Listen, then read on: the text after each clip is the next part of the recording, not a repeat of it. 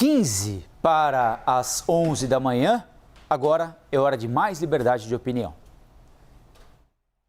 Vamos falar agora sobre a agenda desta semana do presidente Joe Biden, que tem alguns compromissos bem importantes e alguns que fazem relação direta com o que tem ocorrido na Ucrânia. Depois dele se reunir com o presidente da China, Xi Jinping, o presidente dos Estados Unidos viaja à Europa. Nesta semana, Joe Biden vai se encontrar com líderes do continente e também com representantes da OTAN.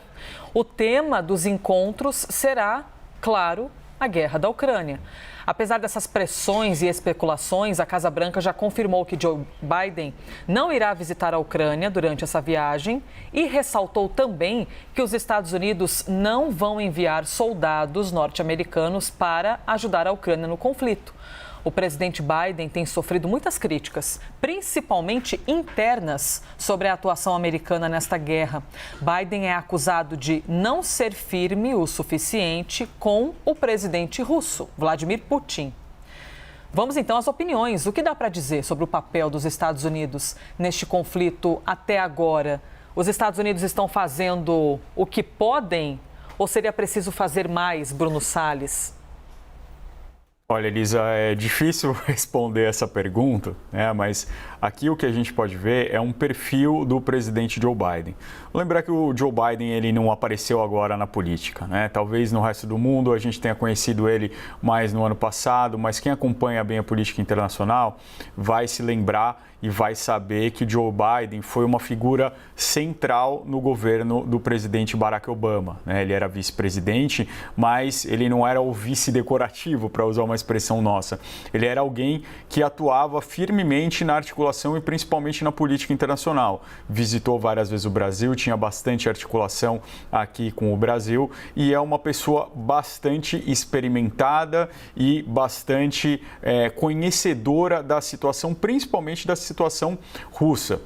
E por isso, não é o primeiro embate do presidente Joe Biden com o presidente Vladimir Putin, né? Lá no passado, ele já tinha se perguntado se o Vladimir Putin tinha alma, né? Não é de hoje. Isso tudo fica muito mais arraigado quando a inteligência norte-americana aponta que houve sim influência ou tentativa de influência de hackers russos e de empresas de inteligência russa, e inclusive do governo russo, nas eleições norte-americanas, né?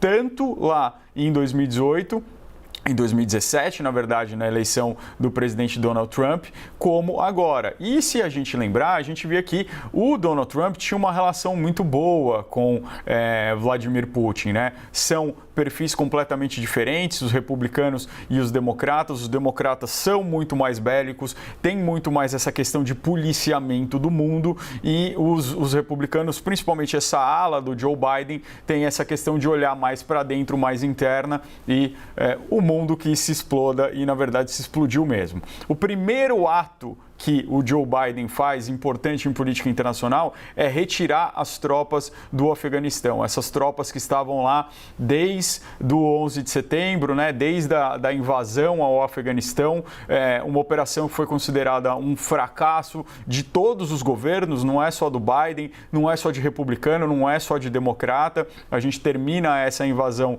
com o retorno do Talibã ao poder, né, que é justamente esse regime que era visto lá na época Bush como um regime que tinha que ser destruído, como um regime que tinha que ser acabado. Então a gente vê ele fazendo esse retorno, por isso é muito improvável que ele vá enviar tropas para a Ucrânia. Ele já disse que não vai fazer, e também tem o perigo da gente ter uma deflagração direta entre duas potências aí, entre Estados Unidos e Rússia, se ele enviar tropas. Mas o Biden, ele também tem essa característica de ser muito bom nos bastidores. O que ele conseguiu fazer? Ele conseguiu unir a Europa contra a Rússia, né? Isso já é bastante coisa. Vladimir Putin ajudou, mas ele conseguiu, e agora a gente precisa ver como ele vai conseguir, com essas potências, afrouxar ou enrijecer as sanções econômicas contra a Rússia. Está aí a grande válvula, está aí a grande alavanca, o leverage que o Biden tem contra a Rússia, né?